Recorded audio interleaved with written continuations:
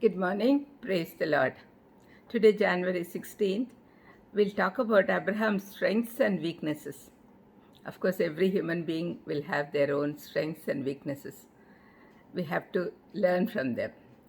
Hebrews 11:17 says, "By faith, Abraham, when God tested him, offered Isaac as a sacrifice." This is the greatest strength in him. And the weakness, Genesis 12:13 says, "Say you are my sister, so that I will be treated well for your sake, and my life will be spared because of you." It's a weakness, actually. We'll talk about it. Abraham's strengths are his faith, obedience, and his way of worshipping God. His faith is seen first in the way he left his life of comfort to go forward blindly wherever God led him. Secondly, when God promised him that he would make him into a great nation, his age was 75 years and he didn't have children. Though he had crossed the age of having children, he believed. Thirdly, he believed the other two promises of promised land and he being a source of blessing to the whole world. Fourthly, and the peak of his faith is the first verse that we read today. It's written in Hebrews 11:19. Abraham reasoned that God could even raise the dead, and so, in a manner of speaking, he did receive Isaac back from death. Abraham was willing to give up his son when God commanded him to do so. This we see in Genesis 22:1-19. God did not let Abraham take Isaac's life because God had given the command in order to test Abraham's faith. We can see Abraham as a worshipper in the way he built altars for the Lord wherever he went.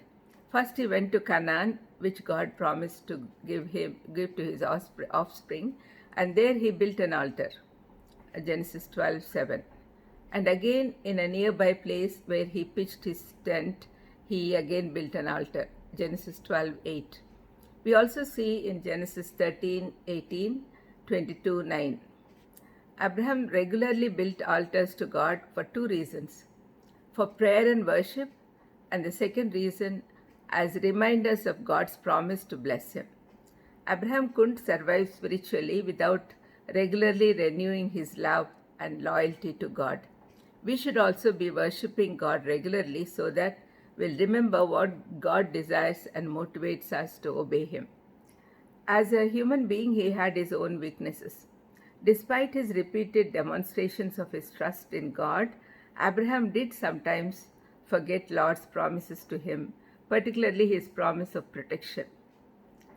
One example of this happened when severe famine in the land of Canaan forced Abraham to move even further south into Egypt.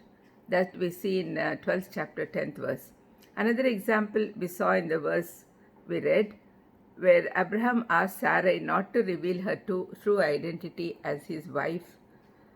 Another fault that he committed was to forget about his promised son and obey his wife's advice to take her slave Hagar as his wife and bear a son. This led to a lot of problems. Analyze Abraham's life and decide what to follow and what not to follow. Let's pray. Lord, thank you for teaching us about each character in the Bible, Lord. Please, Lord, as Abraham had weaknesses, we also have plenty of weaknesses. But please help us to remember only his strengths, Lord. Please, Lord, help us to do that. In Jesus' precious name I ask. Amen. God bless you.